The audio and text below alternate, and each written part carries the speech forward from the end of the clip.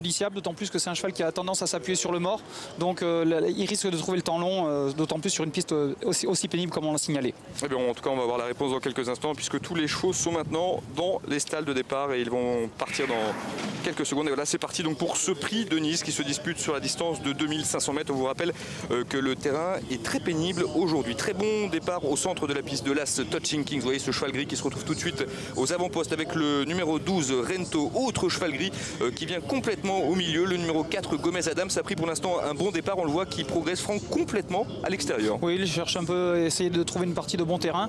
En revanche, on voit que l'allure n'est pas très sélective puisque tous les jockeys ont l'air d'en avoir plein les mains. On voit le leader actuel qui est Rento, qui n'a pas l'habitude spécialement d'aller devant. Son jockey cherche à prendre un dos. Je pense que Gomez Adams, comme je vous ai dit, qui est toujours très tendu, risque de prendre la tête et de conduire tout le peloton. Et Gomez Adams, effectivement, le numéro 4 associé à Sylvain Ruiz qui s'installe maintenant en tête de la course. Le numéro 12 Rento vient pour l'instant en deuxième position, alors qu'on voit Fanon Blue qui est bien placé le long de la corde et qui se retrouve troisième aux côtés du numéro 5 Airwoman. Vous voyez cette casaque bleu blanc rouge qui se retrouve en 4-5e position. Stickin, ce cheval gris, casaque orange et noir, se retrouve maintenant 5-6e, suivi pas très loin le long de la corde par le numéro 9 Dancing Real. C'est une casaque violette. Le numéro 2 Thomas Raz, on n'en a pas encore parlé, lui aussi a pour l'instant une bonne course. Oui, rouge 5-6e. La course idéale, François-Xavier Bertras commence à le connaître. Il connaît déjà très bien son frère qui est Gris Raz, qui a déjà gagné cette course il y a 2 ans.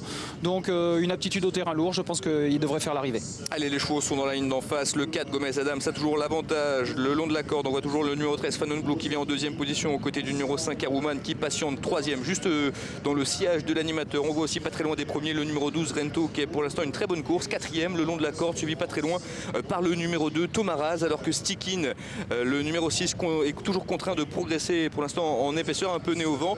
Devant, Poinçon de France qui lui se rapproche dans son sillage. On voit aussi Don Fanucci et Dancing Real qui patientent juste derrière les premiers. Oui, à noter que le favori, Refik, le favori au betting, se rapproche côté corde. Il était dernier comme il est monté fidèle à son habitude. Il adore cette piste, il adore le terrain pénible. Donc je pense que là, Thierry Tuliez se rapproche pour venir faire l'arrivée. Et oui, on fait effectivement que Refik refait beaucoup de terrain dans le tournant final. C'est un pari qu'a tenté Thierry. Exactement, il a profité de la corde. La piste n'a pas été énormément utilisée ces derniers temps. Donc il tente ce pari qui est loin d'être audacieux.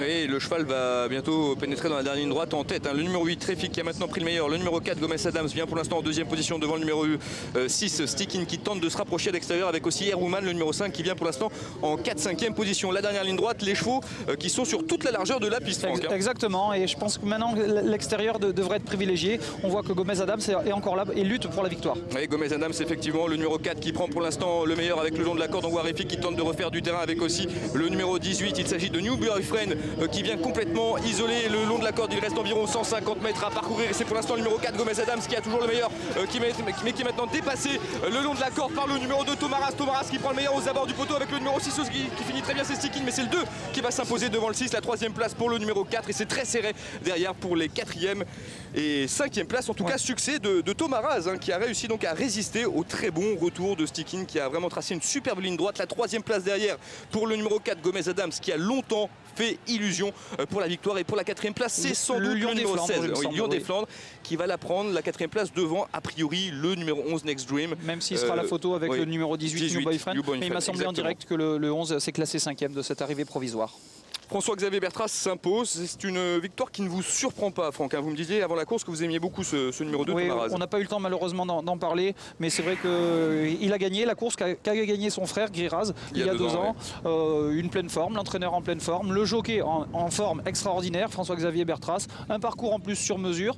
C'est vrai que pour sortir du dernier tournant, il semblait un peu en difficulté, mais je pense qu'il a juste demandé à souffler et ensuite il a pu bien repartir lorsqu'il a pu passer à l'intérieur de Gomez Adams qui s'était écarté. Oui, Gomez Adams qui a en fait servi de point de mire à Thomas Raz qu'il avait toujours devant lui. Le cheval va vraiment se montrer intraitable pour finir, pour prendre le meilleur. On parlait tout à l'heure de Gomez Adams qui n'était pas confirmé dans les gros handicaps. Aujourd'hui, il montre qu'il pourrait remporter une telle épreuve. Voilà, exactement, même s'il ne fait pas... Enfin, il se classe 3e, bon, mais il a largement la pointure, certainement. Il va s'endurcir dans ce genre d'épreuve et donc nul doute qu'il devrait trouver certainement son jour dès la rentrée parisienne. Oui, on a vu une belle fin de course à l'arrière du numéro 16, un Lion des Flandres qui est venu prendre la 4e place, sans doute aidé par le terrain souple. Exactement, un cheval qui adore aussi Cagne, puisqu'il a souvent fait l'arrivée des quintés ici. On voit que c'est finalement des spécialistes du terrain lourd qui ont pu s'en sortir aujourd'hui. Et on vous propose une statistique concernant François-Xavier Bertraz. Déjà une 3e victoire en 2012 pour lui dans une course événement, la 19e de sa carrière. Parlez-nous un petit peu de ce jockey. Ouais, jockey provincial, mais provincial ça n'a que de nom d'être provincial, puisqu'il peut largement rivaliser avec les jockeys parisiens. Il l'a déjà montré tant au niveau des quintés que des niveaux supérieurs, listés des groupes. C'était vraiment un jockey très confirmé qui arrive vraiment à maturité, et François Rohaut n'hésite pas à s'en servir au maximum. Oui, justement, on peut peut-être rappeler qu'il évolue la majorité du temps dans le sud-ouest de la France, justement, en montant. Exactement. Notamment pour François Rohaut, qui est l'un des meilleurs entraîneurs de cette région. Mais c'est un jockey qu'on voit de temps en temps venir en région parisienne, et souvent avec une belle réussite. Ouais. Ah oui, ouais, exactement.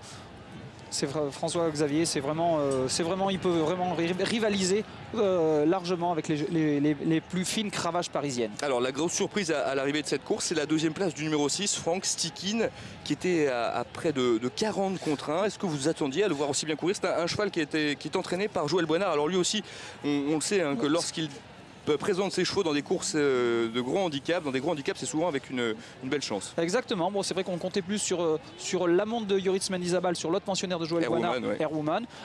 C'est vite retrouvé en difficulté pour sortir du dernier tournant. En revanche, Stikine, avec l'aide de Michael Forest, c'est un des vieux chevaux habitués. Il a 8 ans. C'est des chevaux qui ont beaucoup d'expérience, et c'est vrai que dans ces pistes pénibles, l'expérience prime souvent. C'est important de savoir respirer pour un cheval, pour pouvoir finir pour la fin de course, c'est très important. Alors Tomaraz, le numéro 2, s'impose aujourd'hui avec pas moins de 60 kg sur le dos. Le cheval va logiquement être pénalisé sur l'échelle des handicapeurs. Vous pensez, Franck, qu'on pourrait encore le voir se distinguer dans des gros handicaps, où il devra forcément passer au niveau supérieur, c'est-à-dire au niveau listed? Oui, très probablement. Maintenant, c'est vrai que quand on est top white d'une course, effectivement, on a plutôt tendance, quand on remporte celle-ci, à se diriger vers des listed. Moi, je ne serais pas surpris que Jean-Louis Dubord le dirige directement vers le Grand Prix de Cagnes-sur-Mer, dans lequel il risque d'avoir 2 pensionnaires, puisque Griraz, le frère de Tomaraz, risque de courir cette excellente course, donc une listed race, le